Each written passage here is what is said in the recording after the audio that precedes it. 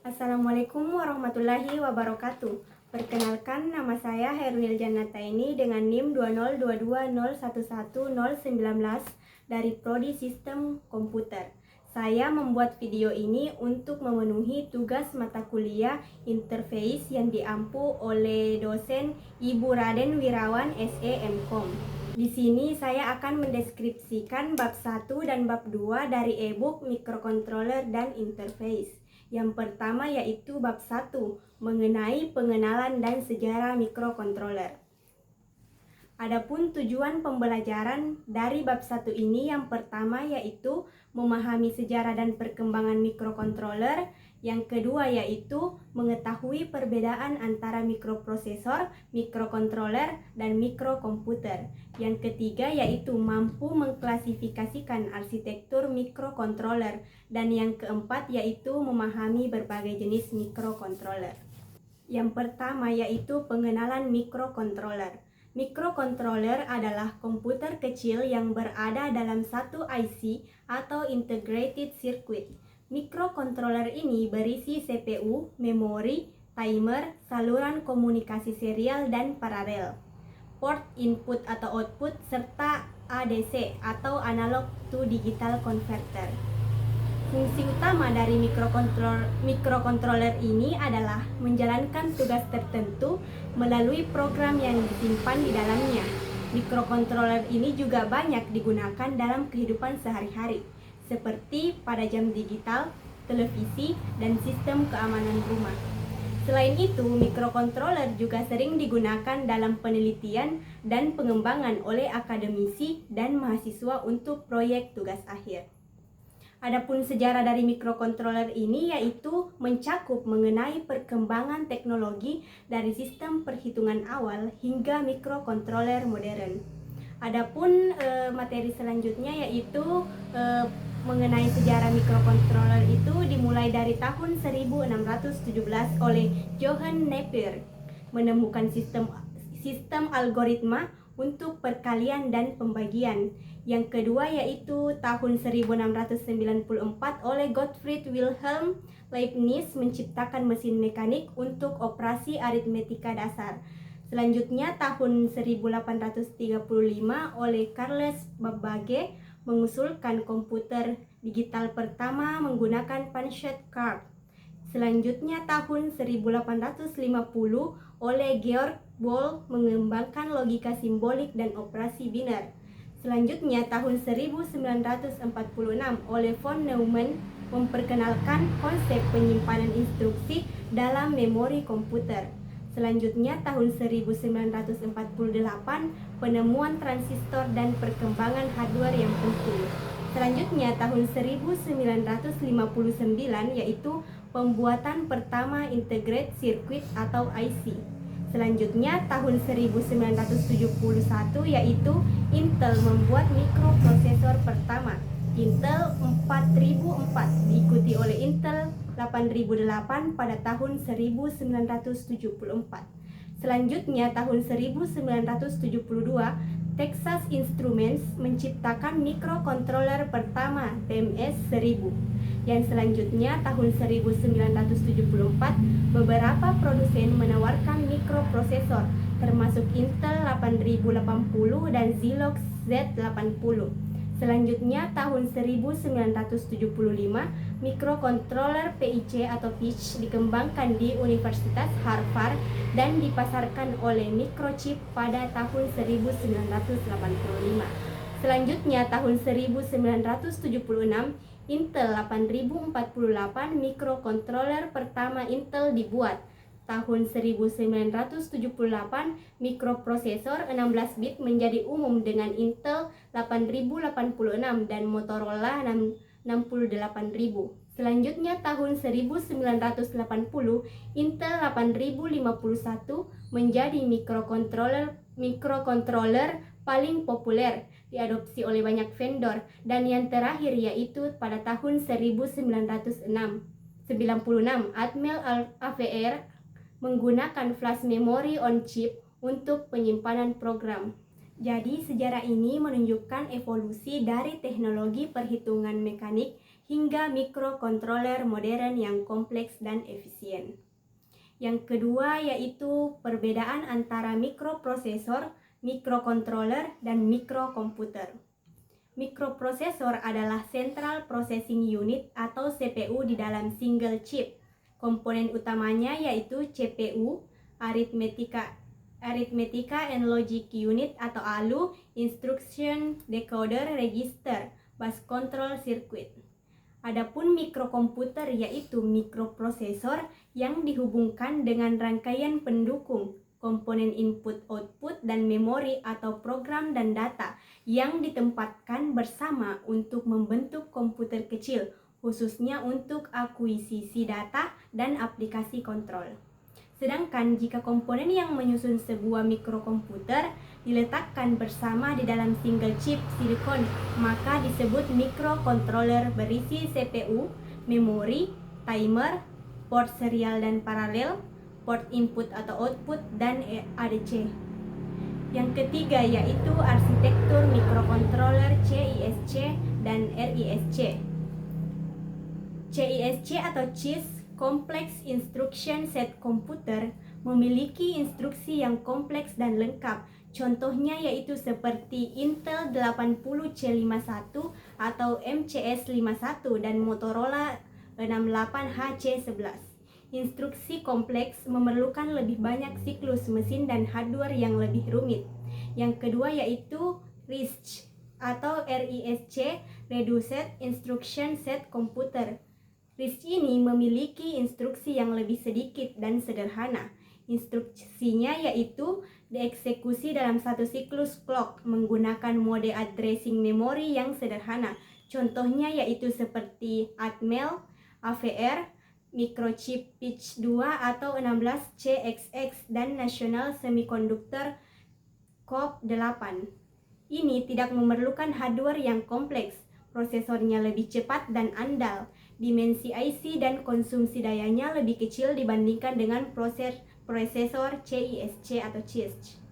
Program assembly untuk prosesor RISC ini lebih kompleks dibandingkan prosesor CISC karena instruksi pada RISC umumnya digunakan untuk instruksi dasar yang membutuhkan satu siklus mesin. Karena RISC tidak memiliki instruksi kompleks seperti perkalian, instruksinya tersebut harus diimplementasikan menggunakan instruksi dasar. Namun prosesornya ini lebih sederhana, cepat dan andal. RISC juga memerlukan lebih sedikit gerbang logik, sehingga dimensi IC dan konsumsi daya lebih kecil. Sebaliknya, prosesor CISC ini memiliki instruksi yang kompleks yang membuat program assembly lebih sederhana, tetapi memerlukan hardware yang kompleks dan lebih banyak siklus mesin. Sedangkan mikrokontroler AVR adalah contoh mikrokontroler RISC yang populer dan memiliki keunggulan dalam kecepatan eksekusi, karena sebagian besar instruksi hanya membutuhkan satu siklus clock. Berbeda dengan mikrokontroler MCS51 yang berbasis CISC.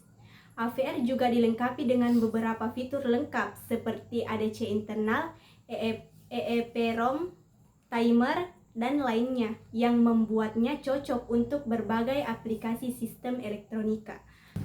Mikrokontroler AVR terdiri dari beberapa keluarga, termasuk ATtiny, AT90SXX, Atmega, AVR-X Mega, dan AVR32UC3.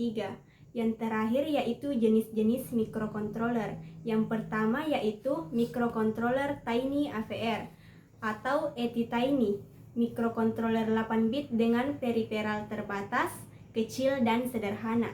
Yang kedua yaitu mikrokontroler AT90S, mikrokontroler 8 bit klasik dan jenis lama dalam keluarga AVR.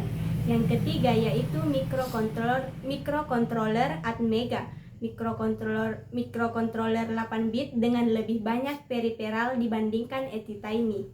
Yang keempat yaitu mikrokontroler X Mega, mikrokontroler 8/16 bit dengan periferal canggih, mendukung DMA, AES, dan DES, serta dirancang untuk pasar low power dan high performance. Yang kelima yaitu microcontroller AVR32. Microcontroller 32 bit dengan arsitektur RISC dirancang untuk bersaing dengan microcontroller berbasis ARM. Tidak memiliki EEPROM internal, namun dapat menggunakan SD card dan EMC. Baik, selanjutnya di sini saya akan mendeskripsikan bab 2 yaitu mengenai hardware dan software microcontroller AVR dan Arduino. Adapun tujuan pembelajarannya yaitu yang pertama kita harus memahami microcontroller AVR, yang kedua yaitu memahami Arduino, yang ketiga yaitu mengenal berbagai jenis bahasa pemrograman dalam microcontroller, dan yang keempat yaitu kita harus mampu mengaplikasikan sintak dasar bahasa pemrograman C. Yang pertama yaitu microcontroller AVR. Adapun arsitekturnya yaitu microcontroller AVR ini dari Atmel menggunakan arsitektur RISC atau Reduced Instruction Set Computer, yang berarti prosesor ini memiliki set instruksi yang lebih sedikit dibandingkan dengan arsitektur CISC atau Complex Instruction Set Computer. Adapun instruksi RISC biasanya hanya memerlukan satu siklus mesin untuk dieksekusi, kecuali instruksi percabangan yang membutuhkan dua siklus. Arsitektur ini seringkali menggunakan model Harvard yang memungkinkan eksekusi instruksi dalam satu atau dua siklus mesin sehingga lebih cepat dan handal. Adapun keluarga dari microcontroller AVR ini dapat dikelompokkan menjadi 6 kelas. Yang pertama yaitu keluarga ATtiny, yang kedua keluarga AT90SXX, dan yang ketiga keluarga ATmega, yang keempat keluarga AT90CAN, yang kelima keluarga AT90PWM, dan yang keenam yaitu keluarga AT86RFXX. Adapun perbedaan utama antar kelas ini yaitu terletak pada memori, periferal, dan fungsinya, sedangkan arsitektur dan instruksi yang digunakan pun hampir sama. Yang kedua, memori. Memori dalam AVR ini menggunakan model memori Harvard yang memisahkan memori kode atau flash, memori data atau SRAM, dan EEPROM yang meningkatkan kecepatan akses dan kapasitas. Adapun memori flash yaitu memori non-volatile untuk menyimpan kode eksekusi dan konstanta. Ukuran dari memori flash ini juga tergantung pada jenis microcontroller. Yang kedua yaitu memori data. Dari memori data ini juga pun terbagi menjadi 3 bagian. Yang pertama yaitu 32 register kerja umum, di mana ini berfungsi untuk menyimpan variabel lokal dan data temporer. Yang kedua yaitu 64 register input atau output, yaitu untuk menghubungkan perangkat input atau output dan periferal pada microcontroller. Yang selanjutnya yaitu internal SRAM, di mana fungsinya itu untuk menyimpan variabel umum dan stack prosesor. Yang ketiga yaitu memori EEPROM, di mana pada area memori baca atau tulis yang non-volatile digunakan untuk menyimpan data yang tidak boleh hilang saat catu daya dilepas. Selanjutnya itu register, di mana register kerja umum ini terdapat 32 register yang digunakan untuk menyimpan data sementara dan variabel. Register input output itu juga digunakan untuk menghubungkan ke periferal input atau output dengan ukuran tergantung dari perangkat masing-masing. SRAM juga digunakan untuk menyimpan variabel yang tidak dapat disimpan di register dan stack prosesor. Dengan arsitektur RISC ini, microcontroller AVR dapat mengeksekusi instruksi dalam satu siklus clock, sehingga microcontroller AVR dengan clock 8 MHz dapat mengeksekusi sekitar 8 juta instruksi per detik atau 8 MIPS, yaitu million instruction per second. Adapun yang kedua yaitu di sini membahas mengenai Arduino board, di mana Arduino itu sendiri adalah platform microcontroller yang mudah digunakan, dirancang untuk seniman dan desainer tanpa latar belakang teknik, sehingga ini mempermudah pembuatan prototipe dan proyek karena memiliki input atau output yang mudah digunakan dan dapat dikombinasikan dengan modul lain untuk efisiensi. Dan banyak juga perusahaan mengembangkan beberapa sistem open source berbasis Arduino, karena Arduino ini juga menggunakan prosesor Atmel AVR dan bahasa pemrograman yang mudah dipelajari, terutama bagi pemula dan profesional. Adapun beberapa jenis Arduino yang populer atau sering digunakan itu yang pertama Arduino Uno, di mana Arduino Uno ini paling banyak digunakan terutama bagi pemula. Yang kedua yaitu Arduino Due, di mana Arduino Due ini menggunakan ARM Cortex CPU dengan lebih banyak pin input atau output. Yang ketiga yaitu Arduino Mega, memiliki lebih banyak pin input output daripada Uno, menggunakan Atmega 2560. Yang keempat yaitu Arduino Leonardo, mirip dengan Uno, tetapi dia lebih menggunakan ke micro USB untuk pemrograman. Yang kelima yaitu Arduino Fio, di mana Arduino Fio ini dilengkapi dengan soket XB untuk proyek wireless. Yang keenam yaitu Arduino Lilipad, di mana Arduino Lilipad ini membentuk melingkar, cocok untuk proyek unik. Yang ketujuh yaitu Arduino Nano, di mana Arduino Nano ini kecil dengan banyak fasilitas, menggunakan FTDI untuk pemrograman. Yang kedelapan yaitu Arduino Mini, di mana kita mengenalnya yaitu Arduino Mini pasti ukurannya sangat kecil tanpa micro USB. Yang kesembilan yaitu Arduino Micro, lebih panjang dengan lebih banyak pin atau input output.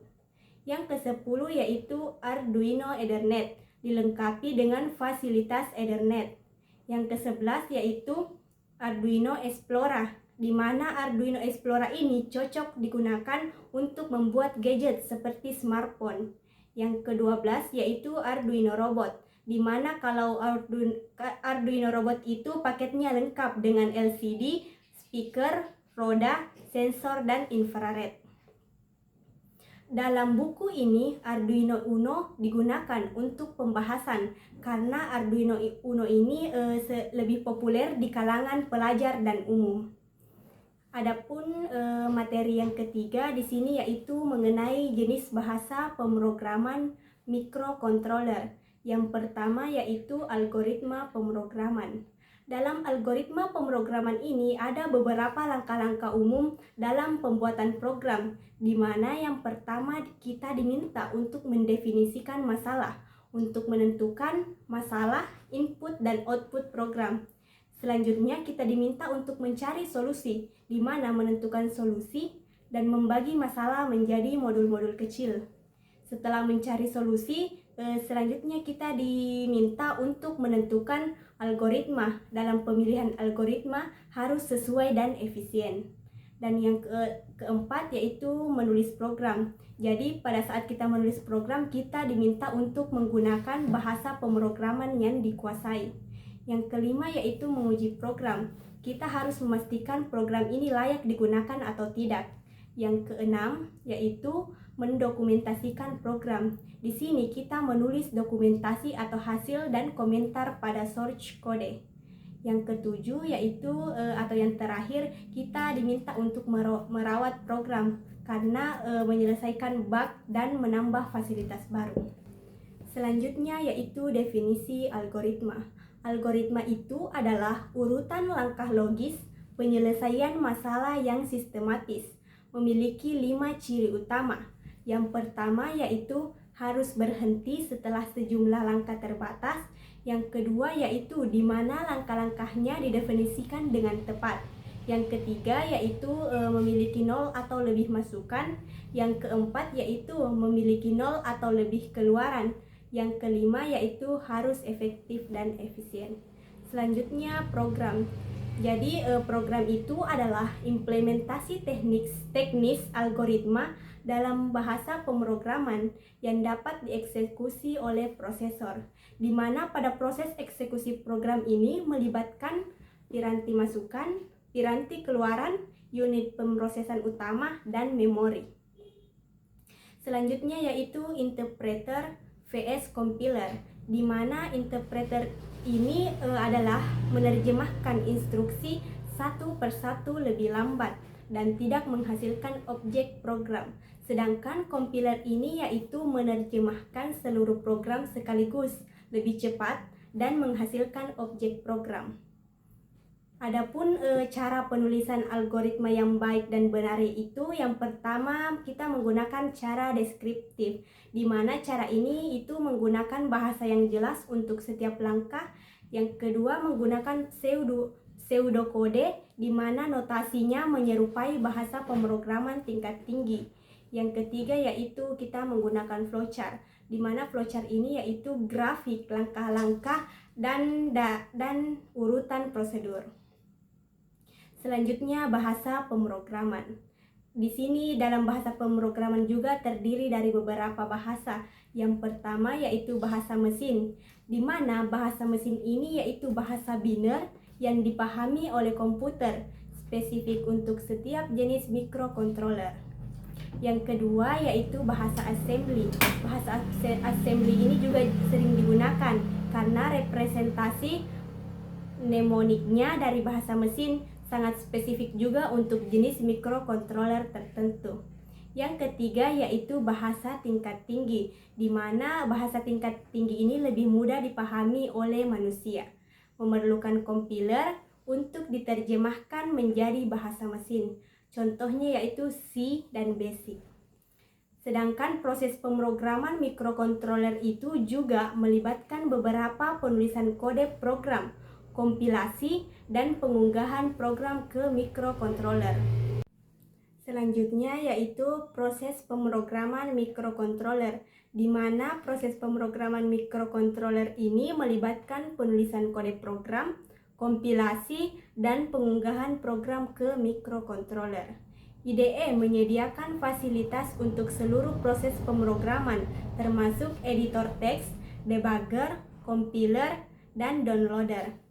Yang terakhir yaitu perbedaan mikrokontroler AVR dan Arduino, di mana AVR ini memerlukan downloader untuk memprogram, sedangkan Arduino menggunakan chip bootloader untuk upload program melalui serial USART tanpa perangkat keras tambahan. Dan adapun materi yang terakhir di sini yaitu bahasa pemrograman C. Bahasa C adalah bahasa pemrograman beraras tinggi yang berorientasi pada manusia, berbeda dengan bahasa yang beraras rendah seperti assembler yang berorientasi pada mesin dan memerlukan kecermatan yang tinggi, di mana ini diciptakan oleh Brian Kernighan dan Dennis Ritchie sekitar tahun 1972. Bahasa C ini merupakan bahasa terstruktur yang dapat digunakan di berbagai mesin dan sistem operasi. Penulisan program dalam bahasa C selalu dalam bentuk fungsi seperti main dengan pernyataan di dalamnya diakhiri dengan titik koma.